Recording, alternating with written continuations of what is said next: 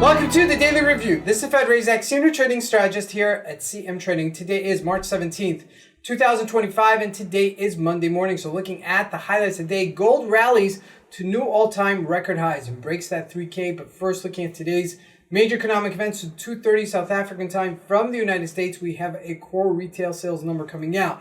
Now, looking at the market, starting out with the Forex symbols, the Japanese yen weakens versus the dollar. That's the first one to go. And on the flip side, looking at the indices, the Dow Jones and the NASDAQ both get a bounce. We're going to look at that very carefully. Now, looking at commodities, gold moves to those record highs, while oil just off and above its support line. Now, looking at the stocks, they all gained. Some more, some less. And that's going to be a key factor to our next plays. And lastly, looking at cryptocurrencies, Bitcoin unchanged. So let's take a look at markets and see what we can expect from today's trading.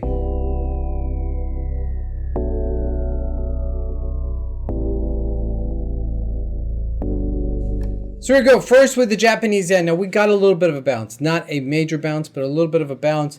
And we're right here at 148, just below our 149-ish level. Now 149 is going to be resistance. So keep that in mind, as that was previous support. So this is really a crucial area where we are right now. I would even say anywhere between here and 149.40 is somewhat of a resistance area. So keep an eye on this, because right now we're still in a downwards momentum. This is still a bona fide trending downwards. I mean, I could draw the line quite clearly on the above line. So that's super, super important as we look at the Japanese yen. This is super important because it's a Japanese yen that's the first one to go, generally. Not always, but generally. Now, looking at the other majors, not much going on. So I'm going to jump into the Turkish lira. Another week, another low. Not saying more than that. Just 10 pips from week to week. It just whatever, over a year it's 120 pips, but it keeps on going lower and lower, and sometimes even more than 10 pips a week. Now jumping into commodities, this is where it gets super exciting. Gold hits $3,000 an ounce. That is a huge move. You could see it on a weekly chart that we're on a dead highs. Yes, on a 4-hour chart, we're just off of our highs, about 15 bucks, 16 bucks, okay, as it broke that 3. Didn't hold the 3, but broke the 3. So this might be something to look at as this unfolds later in the week. Now looking at crude oil, just off of our lows at $67 a barrel. Now this is also still in a downwards momentum. This could bounce and it could consolidate here, but it's still in a downwards momentum. I'd be more inclined to think it's going to bounce here and it's going to consolidate, because we've done that once before several times, and this is quite controlled. I would say oil is the most controlled commodity in the world. Now jumping into the U.S. markets, let's take a look at the Dow Jones. We got a big bounce last week, okay? Doesn't look like it because we had such a major sell-off from 45,000 down to 40,900. That's 41,000 about. 4,000 points, and we bounce about 600 points. No big deal. You're completely right. It's no big deal. It's completely right what you're saying. However, it's still a bounce. We got to take it seriously, because it may be a defining moment where we change our direction. Now, looking at the NASDAQ, also got the bounce. Now, this is what I want to do. Right now, we're selling off in pre-market. Now, a couple of things. Got to look to the industry leaders. So let's take a look at Microsoft first, because that one got beat up really badly to below $400 a share. It did get a bounce, but the question is whether or not it's going to get some strength on the upside. Now, I'm going to look to the stocks to give me some direction. And Microsoft is one of them that I'm going to look to.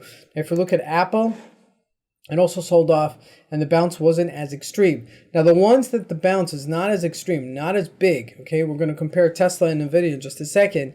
I would be more inclined, if the markets continue to sell off, I'd be more inclined to short the ones that didn't bounce so strongly, and they would be selling off more because it shows some weakness there. Now, let's take a look at it. Tesla got a bounce, but not much, okay, from 217 up to 249, but still, this thing has almost half of its price, for all intents and purposes, half of its price of its rally from just November, where it went all the way up to $487 a share. Now, if I look at some of the others, let's take a look at NVIDIA, because you could see the difference. NVIDIA, on the other hand, moved much more, 15 points, okay, and percentage-wise, much higher than a stock like Tesla did. And we know that NVIDIA is a very strong stock with Great earning reports from month to month, and we know AI is on the horizon. So lots of things coming in for NVIDIA as we move along. Now, some of the other tech stocks that did really well, Intel. Yes, Intel, my good old buddy Intel. Now, Intel has been really, really strong along this area.